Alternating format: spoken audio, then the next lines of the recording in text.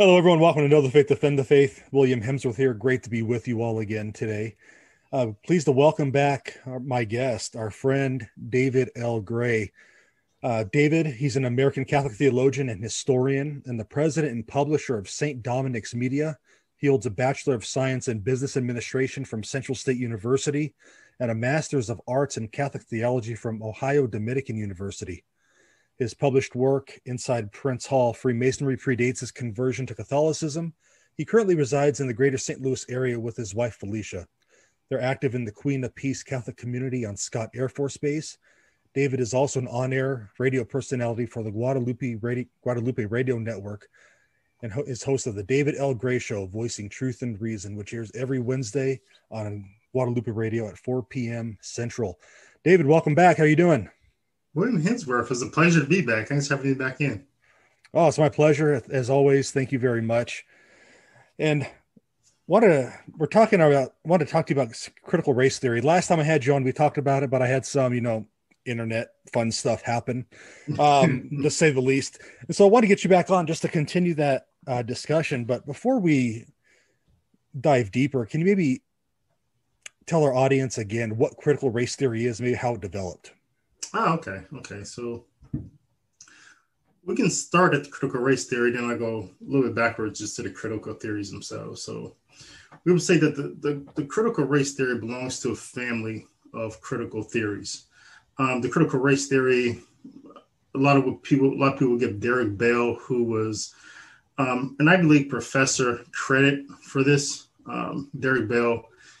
This is in about the late 1960s. And so Derek Bell, he wants to use the critical theory construct to apply it to Blacks in America, race, so critical race theory. And so what it's doing is applying primarily, essentially one data set, the law, to analyze and to use as a tool to figure out why do Blacks seem to be so disproportionately affected negatively by law and the systems that depend upon the law. All right, so that's kind of what Derek Bell was looking at. He has some ideas about racism. He's not looking at racism as Christians or Catholic was as a sin. He's looking at racism just as an action that affects people. Okay, not something that can be remedied through God in his grace, but something that we can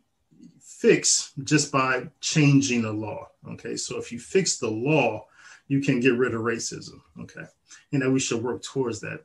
So that was in the late 1960s. So a lot of people after Derek Bell, other professors in the academy, as they would say, keep working through this. Seems like a good branch of the critical theory tree. And so it develops over time in the universities and academia. Lately, in these last 10 years, we've seen it become more popular. So it starts to trickle down into schools, into corporations, where we see ideas such as the 1619 Project. We see this strange idea that the critical race theory is just some sort of history lesson plan. You hear this a lot with people. Oh, they're just teaching a real history, the unfiltered history. They're just teaching that. So this idea that the critical race theory is some sort of history lesson plan to teach children. And so it's morphed really into something popular these last 10 years that's quite different from what Derek Bell was actually talking about. So the critical theories themselves, these are sort of a theory, a hypothesis that develops in the 1930s in academies of Frankfurt, Germany, the School of Frankfurt in particular. They're using ideas from Karl Marx and they're using ideas from Freud to sort of assess and think about how do different societal constructs affect people psychologically. And off of that, you have these different social constructs, these critical social theories, and critical race theory would be one of those. And so all these critical theories, which there are many, they all have one thing in common: the Marxist principle that in the world you can look at the world in one way. There's the oppressor and there's the victim. There's the oppressor and there's the victim. And that's just a basic thing that all critical theories will have, and what we see primarily come to life in a critical race theory, which makes it so problematic. And we see this with all Marxist constructs, that there's always the oppressor and the victim. And Marxism itself, the victim class was the proletariat, the oppressor was the capitalist. Okay, we see it in other religious groups, such as, say, like the Nation of Islam. The victim is the poor Black. The oppressor is the white devil. And so we see it in liberation theology as well, Black liberation theology as well, with people like James H. Coleman, who's the AME African Methodist Episcopal preacher who really popularized Black liberation theology. And that as well, we see the oppressed group, which is the poor Black person, and the oppressor is the white Christian establishment. And then so when we get to the critical race theory, we see it again. The victim is this homogenous group of Black people, all who are affected by racism. The oppressor is the whites. And Black Lives Matter, again, the victim is the Black people or the homosexual person, and the oppressor is the police officer, the white male heterosexual. So it's just this thing that goes on and on and on. And there's a lot of problems with it as far as from a Catholic perspective. Let's get into that for a moment, because I'll be honest, I know it's been around a while, but I hadn't heard about this thing until last year with the whole George Floyd incident. Is that what you think really brought it to the forefront in our culture? Or has it just always been lingering there? Yeah, I think it's always been lingering in academia. Okay. So as these people who are trained in the system starts to, leave the universities and they become teachers, they enter the legal establishments, they enter politics. I think it sort of trickles down that way. But yeah, I think it really became popular, I think, after the death of Trayvon Martin and with Black Lives Matter.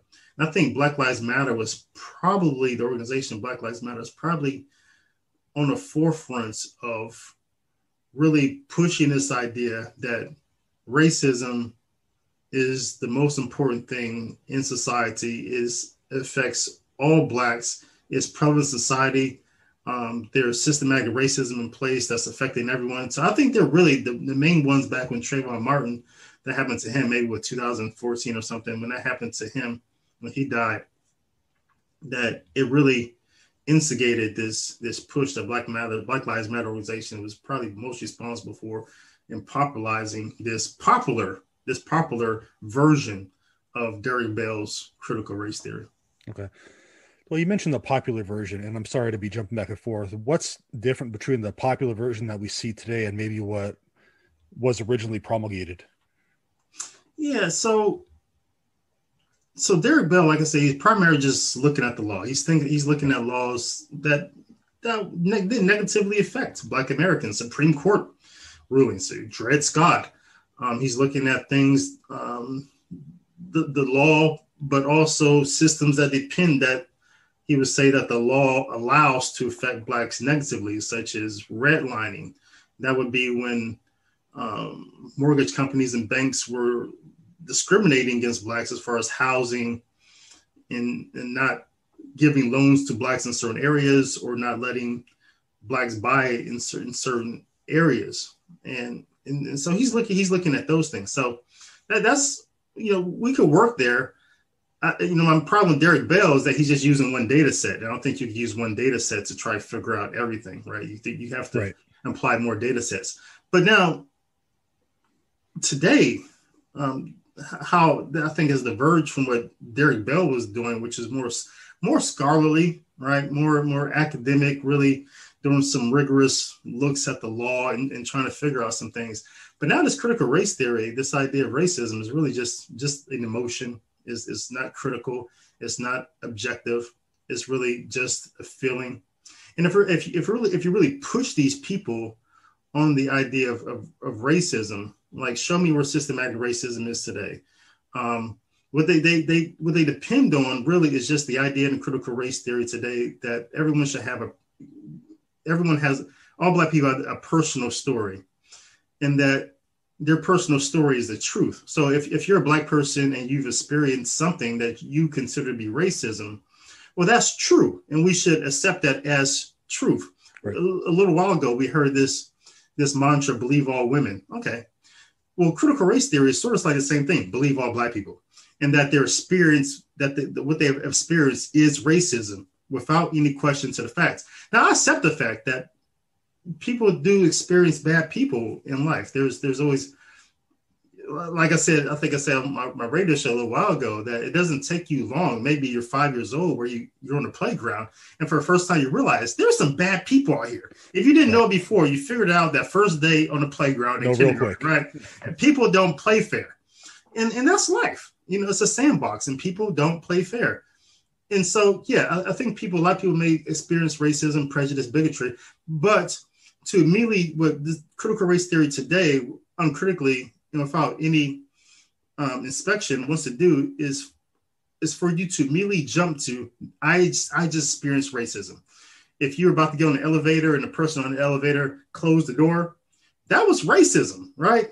Or if you're in the gap and the police officer seems to be following you around, that's racism. He's not doing his job. That's racism. So it's just this immediate jump to these conclusions without any consideration of the question of what was that racism, or any analysis to the fact. And so that's what we see. That would be the main major distinction between what Derek Bell was doing, which is academic, which is scholarly, versus what we see today, this emotion that we're calling racism. Would you say this emotion leads to, I don't know, a victimhood status, or this jump to being, I'm a victim, and so this has to happen type deal? Yeah, I think we see that a lot. And I think that's embedded, of course, in all the critical theories, the idea that there's a victim class of people. And so you have these agents in society that's always trying to reinforce this victim narrative. And so it's a very dangerous idea that's being pressed here, that the most important thing about you, and the thing that's most valuable about you, is your skin color. Right. And it's almost that your skin color is salvific, that your skin color can save you because it's the most important thing. And so when you're being harmed because of your skin color, there's someone trying to stop you from being you, or trying to impugn you from advancing in life just because of your skin color alone. And so when we hear people like, and we see this also with, we hear people like LeBron James or Michelle Obama, people who don't have to worry about anything, people who oftentimes have police guards, security following them around, really don't have to worry about anything. Advance this notion, tell other Blacks that, you can't even leave your house without the police might kill you as soon as you leave your house. And that Black people, we have to worry every time we leave our house, we have to look in our rearview mirrors. It's just this constant narrative going around that you're the victim because of your skin color. Now, as Catholics, how does this fit into Catholic teaching? Well, how does it not fit into Catholic teaching? Let me start there. Yeah, I think the critical race theory is definitely incompatible, right? I think a lot of people would say, oh, critical race theory is compatible because right? And so they'll look at things that the Catholic Church may have in common with the critical, say, you look at the critical race theory, say, okay, that's compatible. They'll look at things such as the critical race theory would say that race is just a social construct that's not biological. And they would say that critical race theory has a preferential option for the poor. And as Catholics, we say, okay, yeah, we can accept those things. Both of those things are true. But that's really just the lowest common denominator, right? And I use an analogy of imagine going on a date with someone and you find out on a date that they're an atheist. And the worst thing about them is not that they're atheists. The worst thing about them, perhaps, is that they eat cats for breakfast, right? But because you guys have a couple things in common, you both think Seinfeld is really good sitcom, and that, pizza is better with pineapples on top, you decide to marry this person. That's not how real life works. That's not compatible. You guys have a couple things in common, but that's not compatibility, because you don't have the most important things in common. In that case, you don't have this, you don't share the same faith. And so, and so the critical race theory, whatever is true in the critical race theory, the Catholic Church is the fullness of truth, right? As the fullness of truth. Yeah. Whatever's in the critical race theory, okay, we accept it as truth, but we already believe that, so we don't need you. Same as Islam. There may be some things in Islam that we accept as true, some things in Mormonism, Jehovah's Witnessism, but we don't need you for that. Because whatever you accept as true, we already believe that. So we're not going to concede and say a person can be a Jehovah's Witness and a Catholic, or believe Jehovah's Witnessism and Catholicism. They're incompatible because they don't share the most important things in common. So for that reason, critical race theory and Catholicism are completely incompatible. For the same reasons Freemasonry and Catholicism is, I've been on your show talking about that. And so, so regardless of the fact that we as Catholics see some things in critical race theory that we're okay with, that doesn't mean that it's compatible with Catholicism. I know you've talked about a couple of big differences, like the whole Marxism thing. What are some of the other big differences between CRT and, let's say, Catholic social teaching, or just the church in general? Oh, yeah.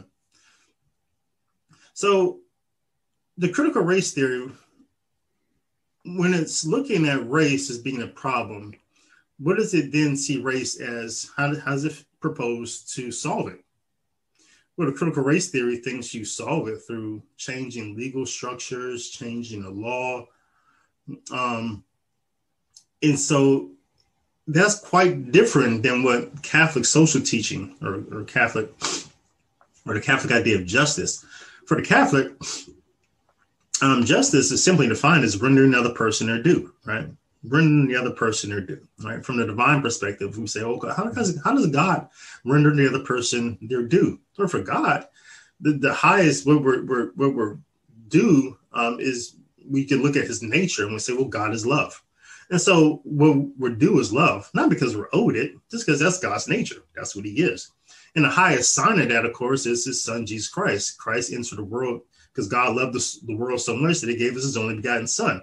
So Christ is justice. And we see that on the cross, that the highest expression of love is God desires to give us his son and conform us into the image and likeness of him. So when we look into the world, okay, therefore, how does a Catholic interact in the world in Christ?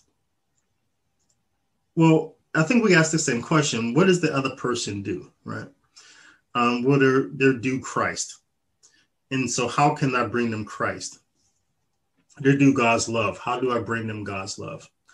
And this is how our approach to Catholic, what we call Catholic social justice, right? We would bring Christ into the world because that's the reason why Christ came. And through that, of course, we would, address temporal needs, clothing, food, and shelter.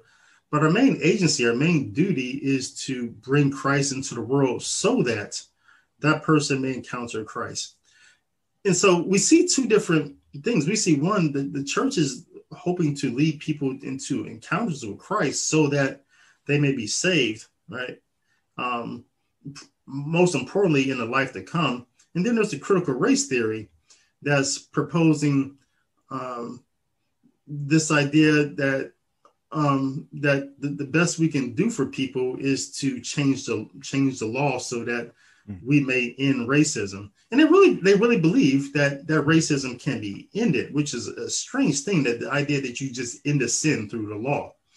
So, and so how do these things, so you have the Catholic and you have the critical race theory, and perhaps there is some way that we can move forward both of these agencies, as far as one group wants to do something with the law, and the Catholic won't be so opposed to that. Of course, the law shouldn't harm people. Right. But when we ask the critical race theory person, okay, what law do you change? right? Because show me the law that explicitly says anything negative about any race whatsoever. And we can't point to that law, not in 2021. Also in 2021, we can't see one thing where as a Black person, there's nothing, name me one place in this country where I can't go, I can't do, or I can't or work towards. I could be a president of the United States. We've seen that with Barack Obama. We see with the vice president now, Kamala Harris. We see Black CEOs, doctors. I mean, there doesn't seem to be anything in society today that's preventing, through the law, a Black person from doing anything. So the Catholic, we have a lot of questions about, so what is it about the law that we can work with you to change? Because the law should be just. And we just don't really see anything there. And so the critical race theory person, they would say, well, it's not necessary. They may concede and say, well, it's not necessarily the law. The law may not mention race, but it's how people apply the law. Okay, well, that's sin. That's okay. Well, that may be sin, or these may be bad people. They may be bigots. They may be prejudiced. Okay, maybe we could work on the people there. Okay, but again, that's where the role of the church comes in. So if they concede there and say, well, it's not really a legal issue, it's a person issue. Fine, okay. Well, then that's where the agency of the church can come right back in, because for the Catholic, we believe that we're being called to holiness, and there's more holy people, there's less sin. Right. Okay, so that's really where the agency in the church can really come in there. But most importantly, where the critical race theory really fails, and where the Catholic Church and the Catholic can do a lot of good, it's just really in that, what I call the third house. There's one house, there's the law. The second house is the agencies of the law, the police, the lawyers, the people who impose law. And there's the third house, the people who are affected by the law. Now, when we look into that third house, the people who are being so-called affected by the law, it turns out we don't really see that they're affected by the law at all, right? Or they're not really being affected by outside forces, such as this thing called racism. When we find there, when we really dig into the data, when we just set aside the law for a second, we bring in some other data sets such as economics, education, immigration. And when we look into that third house, we can see some of the things that's really affecting them is not really being caused by law at all. Oftentimes what we see is poor people who have been negatively affected by their situation that they're in. Oftentimes single mothers, right? For example, single mothers who have children more than often at a higher percentage live in poverty. People who live in poverty, oftentimes they have a higher percentage of high school dropout rates than others, right? People who don't have a high school diploma more than often at a higher percentage do not own a home, and they get paid less, right? So, and so we can look, and so there's some things that we can address there. We can address education, helping people get a better education. We can also address the chastity and sexual issues there.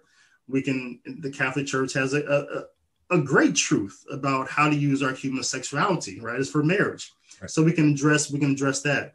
We can talk about fatherhood. We can talk about motherhood. And so there's so many things that the Catholic idea can address in that home, and that we need to be doing to address each person and helping them develop to the full human potential, versus just teaching the people in that house that nothing's your fault. You don't have to take responsibility for your situation. Rather, let's just point to the systems and let's point to the law as being your problem. And so that comes back to your point of victimhood. Teaching these people that it's not your fault, but it's the fault of others, because you're the victim, and those people, they're the oppressors. In our last video, there was a comment in the com box that said, critical race theory isn't about us being victims, but saying that we're tired of being victims. So I guess what would be your response to that? It's not based on fact. It's a cute notion, but the critical race theory is on the family critical theories. They're rooted in Marxism. The founders of these critical theories said that they called them Western Marxist philosophy.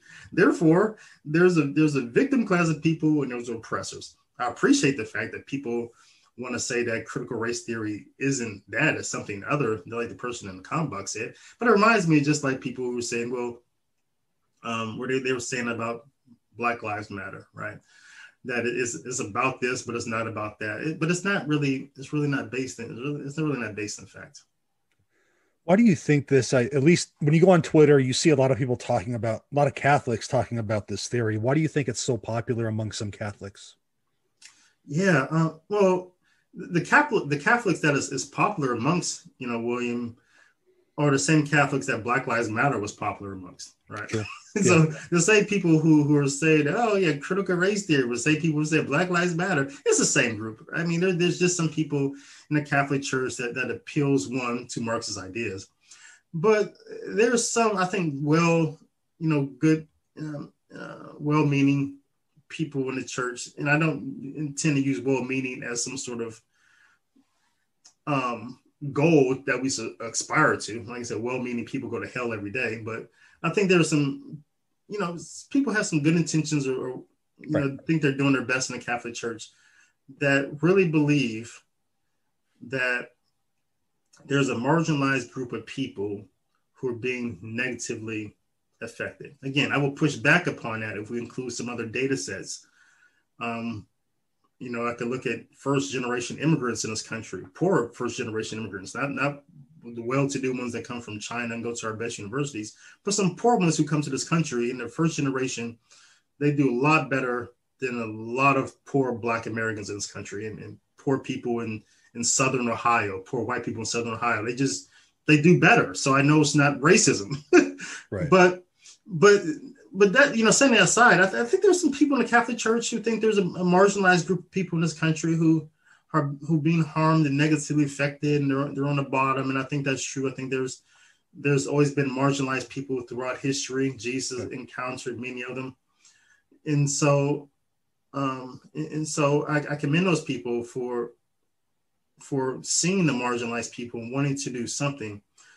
I just do not believe that racism is the big issue that we're making it out to be. Okay.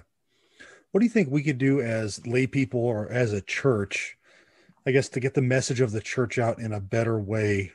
I don't want to say to combat CRT, but to say that maybe not be the best way to try to fix things. Yeah.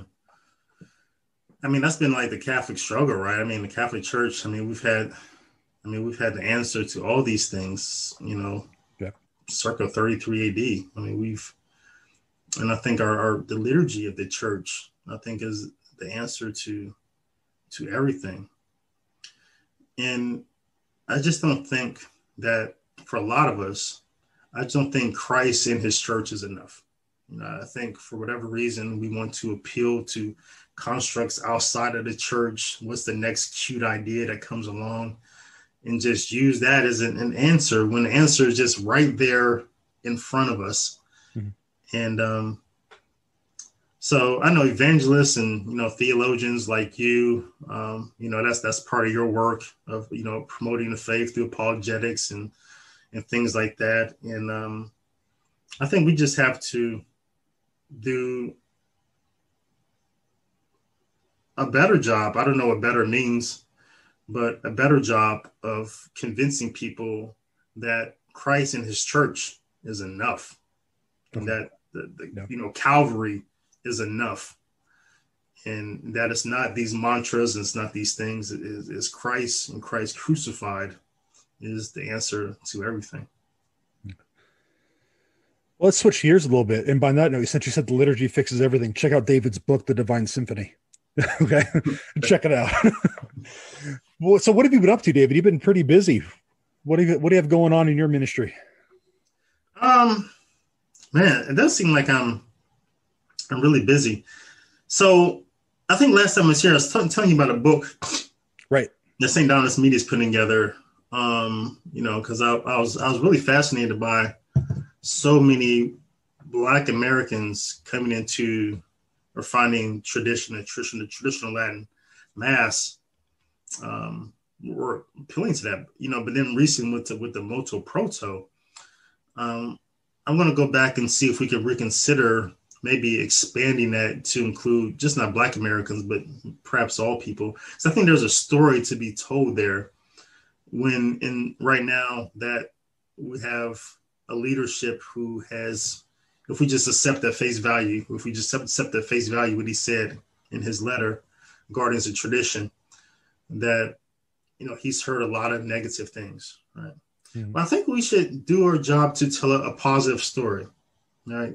Because I think there's another story, perhaps all these people out here who are very anti-Novus Ordo and do say bad things. And, there is some elitism and there is this different path that's out there.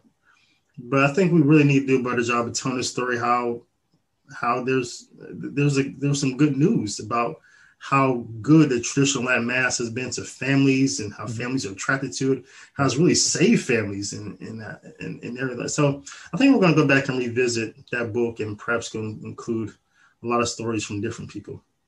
Okay. And then, of course, you have your radio show Wednesday afternoons. Where can they check that out? The David L. Gray Show, Voicing Truth and Reason. So, Guadalupe Radio Network.